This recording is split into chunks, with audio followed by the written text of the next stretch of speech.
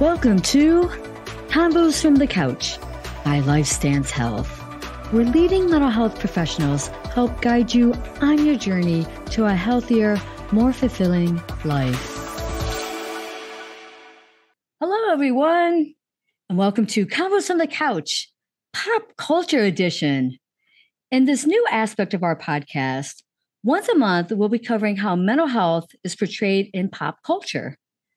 I'm Nicolette Lienza, and I'm joined by esteemed LifeStance colleagues, Angel Kramer and Laura McClure.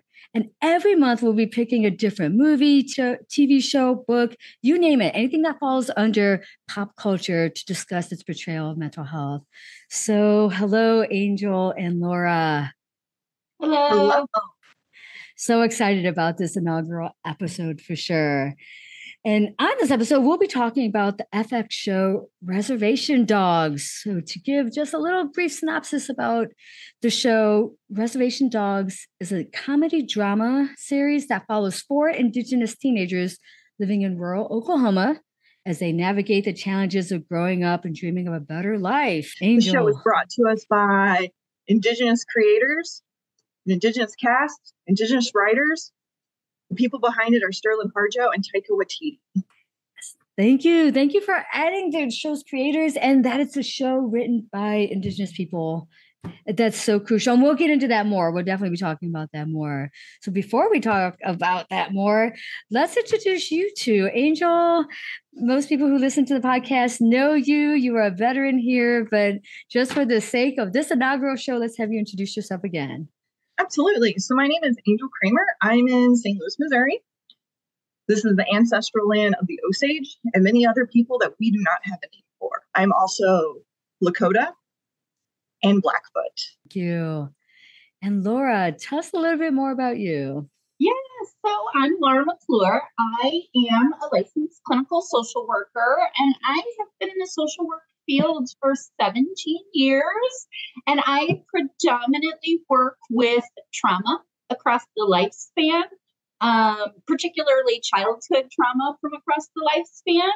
I'm currently in a doctoral of social work program for trauma-informed clinical practice management and advocacy. So excuse me that everything that will come out of my mouth will probably be trauma-related. I'm going to be that person. And that's okay. Incredibly appropriate for today.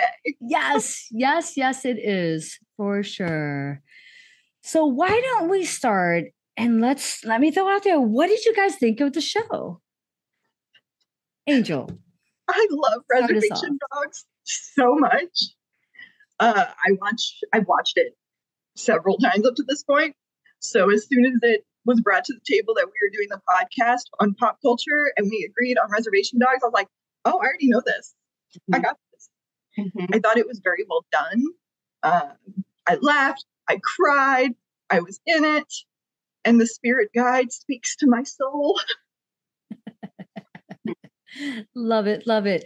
Laura, what about you? With Angel, in the span of one 30-minute episode, I belly laughed, and I wept, cried. It was poignant and moving. And as a white woman watching it, I really loved that I had to look things up. Yeah. It was not a whitewashed perspective of Indigenous. Yes. And I had, my phone right next to me being like, okay, let's pause this. What does this mean? And I think that was really beautiful. Mm-hmm. And it's about time. And I will say I'm really excited to go watch season 2 now because I held off so that I didn't get it confused for our podcast. So that's what I'll be doing this weekend is season 2. And I'm going to agree with both of you. I did love the show. Like Laura, I was looking things up because the first few episodes of the first season, which came out in 2021, and just to plug, the second season just came out in 2022. So I believe we're looking forward to season 3 coming out this year as well. I was just like, I feel like I'm missing stuff. I just felt like culturally, I didn't realize how much I did not understand and know about Indigenous culture. So I too was looking up a lot of stuff. Actually, I had a friend that absolutely loves this show, and this is a shout out to Kelly. Kelly was amazing in that she's like, Nikki, as white women, it wasn't written for us. It was written by Indigenous people for Indigenous people. So of course you're missing a lot of stuff, and that's okay. And so the idea is that this brings more awareness to the culture. So, and Angel, speaking of, coming from that perspective, tell us more about what else the show meant to you, since this is your culture. Nikki, you're going to make me cry. I will start blubbering. But the show means so much. It gives us representation. It is unapologetically Native. It was not slowing itself down to explain itself. If you didn't know, you needed to Google it. Yeah. Yeah. And that was purposeful. The show was meant to be Native representation. And as a representation of present tense. All too often, we are fetishized, we are shown in past tense, and we are shown in a way that makes white people comfortable. And the show did not do that. It showed the hardships. It shows the nitty-gritty aspects of living on a reservation. And I cannot speak to that. I was not raised on a reservation. But the culture is still there.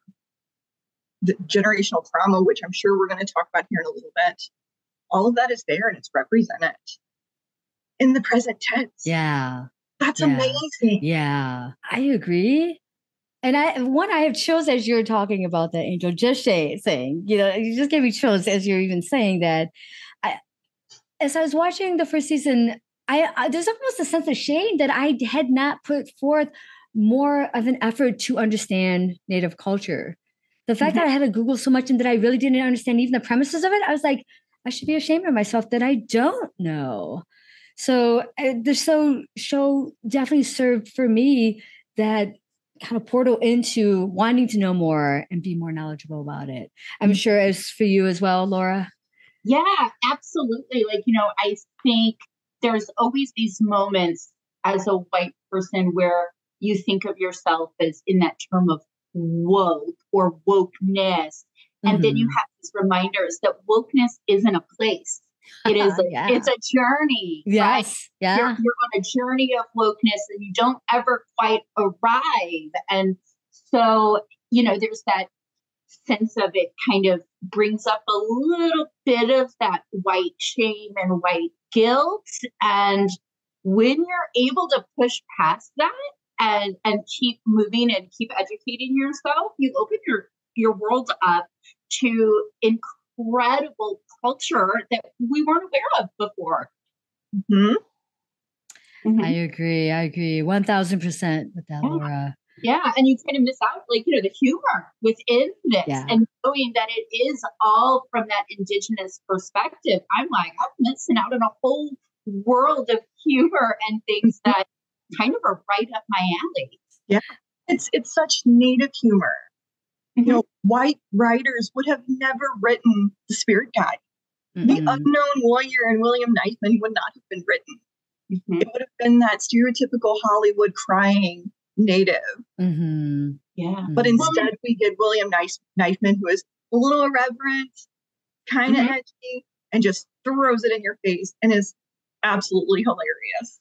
Yeah. Well, and even the way that they depict Rita, Bear's moms, and the multiplicity, that's like the concept and theory of multiplicity, and how they actually did that in a way that was not portraying multiplicity within ourselves as crazy or problematic. I thought that was beautiful. Yes. I want to add something, but it's a left turn to the multiplicity of it is something very basic. I've learned just what I learned culturally that I didn't understand. And the irony is that I was wearing an owl sweatshirt. I didn't understand the part where they would blot out the owl's eyes. And I'm looking that up and I'm looking down at my sweatshirt, which is one of my favorite kind of like cuddle up sweatshirts with this huge owl. I'm like, what am I missing about owls? Angel, do you mind telling us a little bit about that? Maybe in the context of the show of what that meant? Yeah, absolutely. So some of these concepts are specific to the region and the tribe themselves. And something we haven't set up to this point is that we are talking about a reservation in Oklahoma for the Muskogee. Yeah. With the owl has various meanings, across various tribes, but for them in particular, to look at an owl or to have an owl look at you can be a bad omen. So that's why we see them enter Brownie's property and they're like, no, no. And all the eyes. Yeah. That was a beautiful, purposeful moment in the show that demonstrates they're not whitewashing it. Mm-mm. They didn't slow it down to explain it. If you didn't know, you just weren't in on the joke. Very true. I felt that quite a bit, like I'm missing a joke. There seems to be something here. I don't know what it is. Mm-hmm. So excellent point with that. But again, have I worn that sweatshirt since? No, I have not. Honestly, I have not worn that sweatshirt. All right. Jumping into a little bit more of the weeds here. What mental health issues did you all see portrayed in the show? Laura, would you like to begin? I'd probably begin with something that's not yet in the DSM-5, but hopefully will be in the DSM-6 would be developmental trauma. The idea, especially looking at Uncle Brownie, and how he did not, they didn't mention why not, but he did not grow up with his biological parents. He kind of grew up living with, what was her name? Cookie's grandmother, and called her like the sibling. Their joke is that it's cousin, uncle. And so obviously there was some childhood trauma going on, and you can see that continue to play out in the form of avoidance, as he's like, no, I can't talk about your mom because it'll make me cry. As if like I can't handle those feelings. And so through my lifetime, I've learned to avoid that through, it sounds like, drug use, physical violence, those kinds of things. So for me, I saw a lot of untreated childhood developmental trauma and attachment trauma. Ooh, big one there too, that I hadn't thought of that. Yes. And I thought the attachment trauma was everywhere, but particularly with Allura and Cheese. Because Cheese says, like, I don't have a mom, I don't have a dad, my grandparents are dead. This old woman in the hospital mistakenly, and he adopts her as his grandmother. And that was the cutest thing. But it's also like emphasizes people's need for other people. At our basic core, attachment is what keeps us going. Mm-hmm. And so the attachment trauma for me. I'd also add to that Bear's attachment trauma regarding the lack of his dad. Yeah. Mm-hmm. Yes, that episode where dad calls him and they're in the car was heartbreaking. Oh, yeah. I feel like we need to give a little context to that. So let me say this. The four main characters are Allura, Bear, Cheese, and Willie Jack. Okay. Mm-hmm. And so with Bear, his biological father lives in California and is attempting to be a rap artist. Mm-hmm. Right. And it's what I interpreted Bear to very much looking up to his father, and father seems to make lots of empty promises and stuff like that. So I just want to give a little more context to that. Yeah. Yeah. So I think for me, you definitely in that you see an attachment rupture. Yeah. Live and in that moment to where we're not looking at it as like past trauma. This is a current trauma that's happening within. Yeah. Yeah. That's really what stuck out to me. Yeah. No, definitely. Trauma going on. Angel, what about you? So to kind of piggyback off of what Laura was saying, I'd like to add that part of this is also just the tribal unit. Mm-hmm. Cousin, uncle. Oh yeah, auntie. Yeah. Some of that is simply how our peoples are set up. Mm-hmm. Have that interconnectedness, that division of roles, those blurred lines.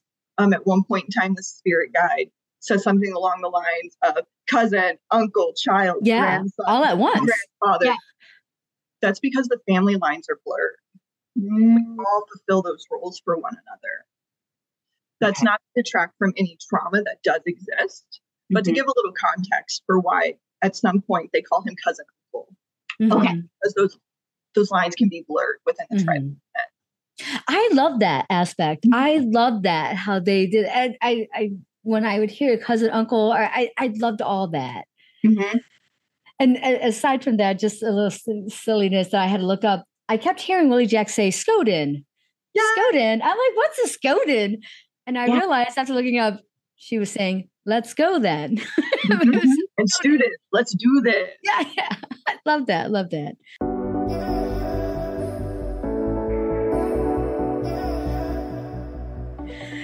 For myself, and this is the epitome of what the show is based, is what I was seeing, grief, mourning the loss of their friend. And a little bit of a spoiler alert here. And I don't think they really even put the words to it until either maybe later in the first season, but their friend Daniel commits suicide. And I think what we're seeing, that had happened a year before the actually where the series takes place. And what you're seeing is you're seeing these 4 teens kind of dealing with the aftermath of their dear friend committing suicide. And that's where it brings into, one of the things I did understand about Indigenous people, that there's high rates of suicide and substance use issues. So I think that's what I was really seeing kind of play out through the show. Any other thoughts on that, Angel? Do you want to expand on? So we see, watching the show, we see all of this grief playing out. Yeah.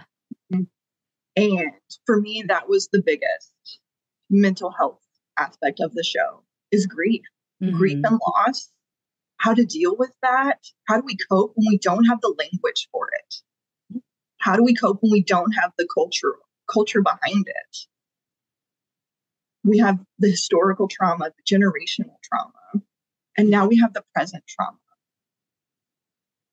And the fact that the suicide rates among Indigenous people are the highest of any ethnicity or racial group in the United States is further emphasized in the show. Yeah. And I think they do a lovely job, a very sensitive job of showing that act with Laura finding Daniel up there. Yeah. And her response is so visceral and so real, but done in a way that is not re-traumatizing for us to watch. I agree. It was very well done. And again, I got goosebumps even you mentioning that scene. Yeah. And then we see Alora trying to cope with it. The person in the show with arguably the least amount of resources. Yeah. And quite possibly impacted the most. For finding him, we see the relationship that the two of them had that seems to be a little bit more than the friend group at large. And we see her dissociating. People without that language might watch the show and be like, oh, something is off. But for those of us with that language, she's dissociating, she's ghosting through. Yeah. She's trying so hard to make meaning and to make her life meaningful. And her friend group is kind of tagging along. They're there and they're supporting her in the only way they know how. But they're also grieving. Yeah. In very different ways, but all together. I love that you just said that in very different ways, but all together. Yeah, definitely. I think, the crux of this podcast, the pop culture podcast, is to look at, mental health being portrayed accurately or unrealistically. So, I think we're on an agreement. So I guess I'm speaking for all of us, that I felt this was a very accurate and realistic portrayal of grief, of developmental trauma, attachment, everything that we've just named. I'm assuming you guys agree? I do, to the point where I'm curious, and I haven't looked into this, if they had mental health professionals on consultation. Oh. Because I feel it's pretty on the nose. Yeah, fair point. Yes. Fair point. I would agree with that, Angel. They had to have, because it wasn't, even with like the suicide, there wasn't like the stereotype reactions to it. It wasn't glamorized. It was, I felt, a really authentic portrayal. Good word, authentic. Definitely. Yeah. And I think this just opens this part of our conversation up to just the larger conversation about mental health and intergenerational trauma in Indigenous communities. I know for me, watching the show, it made me more tagged in, more aware, wanting to seek more about it. And so that was huge for me. What about for you all? I think it is wonderful that it created that response in you, because that's part of what needs to happen. Yeah. There needs to be that awareness. There needs to be that understanding in the community at large of what happened to my people and what is continuing to happen. Mm-hmm. Yeah. And having that awareness, that understanding, but also doing something. Yeah. And we need to take action. We need to help with the resources and advocacy without being the saviors. Mm-hmm. And that's sometimes a fine line to dance on for some people. Yeah. I agree. Angela, I really liked what you said when you talked about, shoot, it just went out of my mind. About the about kind of like we need to have a narrative about what's people. So I just read this article from 2008, and forgive me, I cannot remember the name of the tribe, but they refer to themselves as rock culture. I believe it's in one of the Dakotas, and it was about resiliency through trauma narratives of this specific Native American tribe, because their levels of substance abuse, suicide rates are much lower than the national averages. And it goes back to this idea of rock culture, where their stories and their dances and their ceremonies are specifically just telling the trauma narrative of their people. But not only is it, this is what happened to us, but it's, this is how we survived. This is how we're still here. So it gives people the context of, this is why I feel what I feel. This is why what's going on with me. But it also gives them a reflection point of, my ancestors survived, and this is how. So this is how I pick up and move on. And I thought, like, so as soon as you said, like, you know, the narrative of my people, I was like, yes, it's so important for a lot of different reasons. And I think the show demonstrates that pretty well in the short amount of time of an episode. In the episode where Willie, Jack, and her dad, Leon, go hunting. That's my favorite episode of that season. Yeah. Yes. So Leon tells her, we're Indians. We don't own land. And that culminates in this beautiful story arc of his grandfather sold their property under whatever false pretenses, under whatever false promises. We don't know, but we can fill in the gaps of what probably happened then. But still partaking in the land. He's still hunting that land. Yeah. It's still part of their narrative. It's still part of the culture. And another thing that's shown is Willie Jack helping to heal her father. You see all of the pain that he's holding. Yeah. He was the last one to see Daniel. He was the last one to interact with him, and the guilt that must have brought for him to look back and try to make meaning and find what he missed. Yeah. And we see Willie Jack trying to give him the language for it. Yeah. Dad, you can't save everyone. And she said that in response to him saying, I couldn't help him in the way that was needed. And part of that healing is the culture. Knowing who our people are, where we came from, what we went through, and being survivors. Yeah. We don't have to be the victims. We don't have to put ourselves past tense. We're still here. We're still here. We're still trying to revive and rebuild all the impacts of genocide. That's hard work. Yeah. Yeah. But they're trying. It's a long story of resiliency. Yes. Yes. And the current generation, you know, Crazy Horse had a prophecy that it was the 7th generation that was going to bring us back. We're in that 7th generation. Wow. Wow. That's interesting. To bring it back. We're trying to get to survival. We're trying to use our culture to survive because we need to. Otherwise, we're lost. That's why I love these 4 characters so much. Their resiliencies, they're survivors. I mean, very powerful show.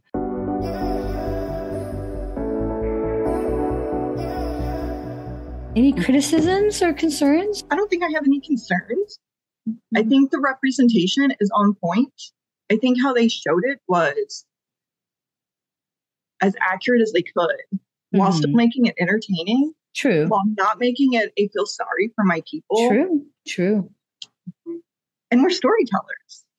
That's part of what we do. We take what happened and we add a little bit of a heightened reality to it to make it a story. Mm-hmm. And that's what this is. It's a heightened reality. Great description of it. And I'm very proud of myself for making it to this point and not crying. I'm very moved right now. Very, very moved. Laura, your thoughts?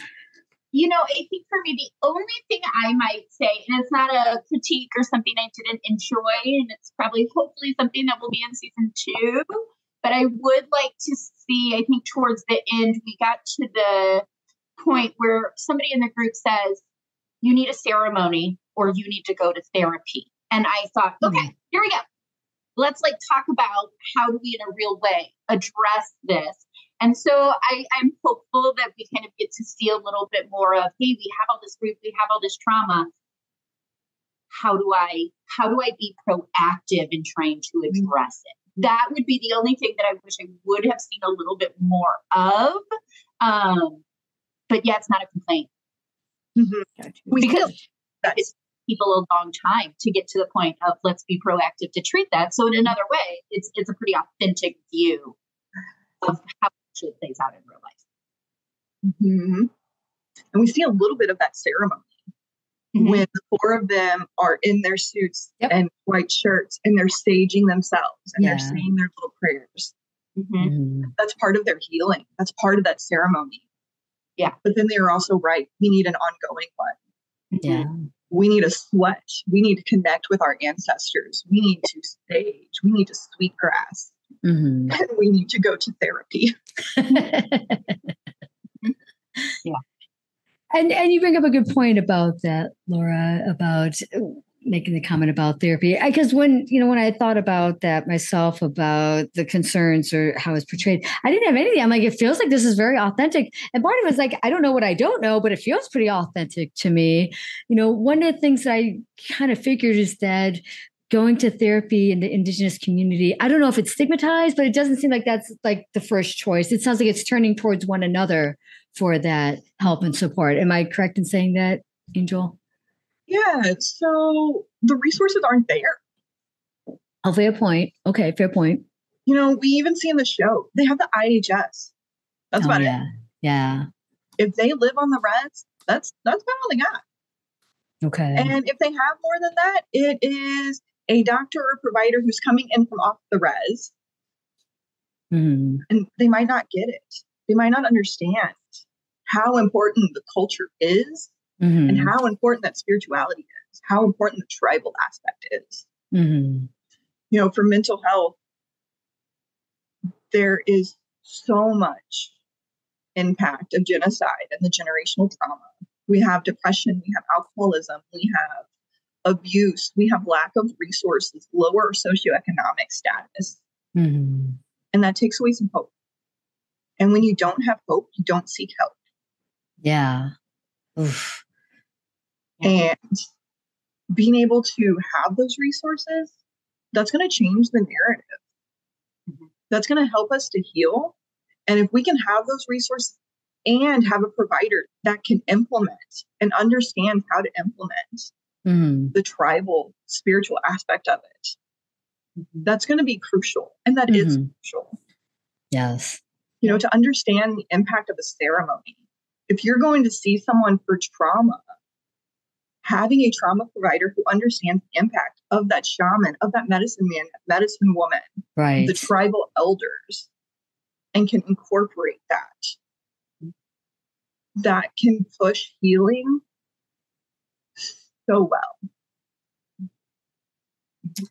Wow. And then if we see one person heal, we're more likely to heal because now there's hope. Thank you, Angel. Thank you, Laura. This has been such an amazing conversation we had about this show. And I would definitely invite everyone, if this sounded interesting to you and you haven't checked out the show, it's, I believe you can see it streaming on Hulu. It's Reservation Dogs. And thank you again, Laura and Angel, for this amazing conversation. Thanks. Aho. Aho. I'd also like to thank the team behind the podcast, Jason Clayton, Juliana Whitten, and Chris Kelman. Take care, everyone.